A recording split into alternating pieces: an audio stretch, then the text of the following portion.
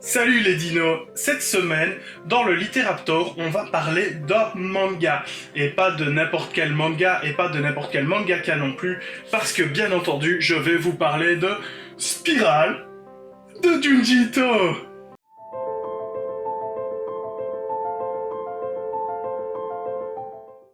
Alors, Spirale de Junji Ito, c'est déjà, beau bébé, hein, il fait, attendez, si je ne compte pas les grosses pages à la fin où il y a des explications, etc., il fait quand même pas loin de 650 pages, donc on va dire qu'on est sur du bon format. Alors, pour ceux qui ne connaissent pas Spirale et qui ne connaissent pas non plus Junji Ito est un mangaka d'horreur. Évidemment, lui, son petit truc, c'est le body horror. Et pour ceux qui ne connaissent pas non plus le body horror, c'est un style cinématographique ou graphique tout simplement qui consiste à modifier les corps de manière plutôt crade, ou plus ou moins crade en tous les cas. Voilà, c'est le corps en lui-même qui est au centre de l'horreur des films, des mangas, des histoires de body horror. Évidemment, il y a des réalisateurs qui sont très doués pour ça. Évidemment, vous avez pensé à The Thing de John Carpenter dont on a parlé la semaine passée, ou encore les films de David Cronenberg, évidemment. Lui, il en a fait sa spécialité, et au niveau du manga, Junji Ito aussi.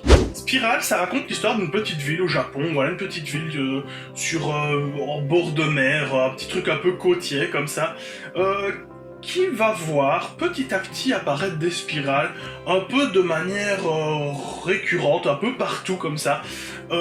Alors, il y a des spirales dans l'eau, il y a des plantes qui se mettent à devenir des spirales, etc. Et toute cette spirale va être au centre du début de la folie en fait dans cette petite ville. Petit à petit, alors au départ il y a juste un seul personnage qui se fait une obsession sur les spirales dans ses poteries par exemple. Petit à petit il y a par exemple un mec qui va se transformer en escargot, voilà la spirale dans la...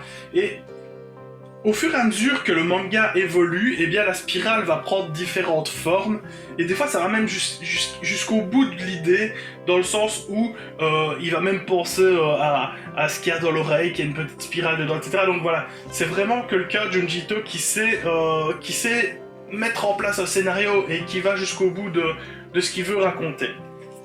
Alors évidemment, Spirale, c'est assez conséquent, comme vous l'avez vu, hein, c'est un beau bébé, et c'est difficile de raconter l'histoire de manière de raconter de manière simple en fait, parce que chaque chapitre est une nouvelle, et chaque nouvelle s'inscrit dans le tout. Donc, pour pouvoir vous brasser l'histoire de Spirale, il faudrait que je vous résume chaque nouvelle. Donc voilà, ce que je vous ai raconté ici avant, c'est vraiment, de manière globale, l'histoire de Spirale. Spirale, évidemment, c'est un manga d'horreur, donc vous allez retrouver des trucs assez trashouilles, assez dérangeants, malaisants.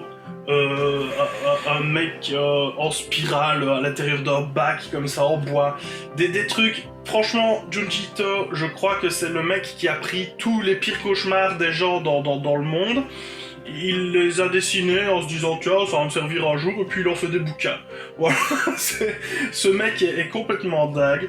Alors évidemment le bouquin, ce beau bébé, est édité chez Delcourt Tonkam pour une vingtaine d'euros, si je dis pas de bêtises, 20-25 euros. C'est une somme, mais c'est un intégral, donc vous aurez pas besoin d'acheter un deuxième pour avoir le reste. Il y a vraiment tout. Alors, est-ce qu'il y a une petite préface dans celui-ci? J'ai oublié. Il n'y a pas de préface dans celui-ci, non effectivement, mais il y a, voilà, à propos de Spirale à la fin, donc il y a des précisions, des petits trucs un petit peu en plus qui vous seront expliqués pour un petit peu mieux peut-être faire passer la pilule et comprendre bien Spirale dans son intégralité. Si j'ai demandé s'il y avait une préface, c'est parce qu'il y a d'autres Junji Ito qui sortent, et pas forcément chez Delcourt Tonkam. Delcourt Tonkam a évidemment aussi édité Guillaume avec les poissons qui marchent. C'est encore un truc très bizarre, on en parlera à un moment ou à un autre. Et ils ont édité La déchéance d'un homme, qui est l'adaptation d'un roman très connu au Japon. Il y a aussi les éditions Mangetsu, qui sont en train d'éditer beaucoup de Junji Ito. Par exemple Tomie, qui est juste ici. Et Tomie, bien sûr, avec une préface d'Alexandre Aja, le réalisateur de La colline à des yeux. entre autres. Vous connaissez Alexandre Aja, très très bon réalisateur de films. Voilà, et ici, ils viennent encore d'éditer Sensor, et il y en a pas mal qui vont sortir. Il suffit de regarder, bah voilà, ici j'ai Tomie. Ils vont encore sortir les shaders de Junji Ito, tome 1, tome 2, Frankenstein, Zone Fantôme, le journal de Soichi, que j'attends énormément, Fragment d'horreur, l'école des composés, et sans doute encore beaucoup d'autres, et ça ce sera chez Mangetsu. Tomie, on en parlera aussi sans doute, mais dans un futur épisode.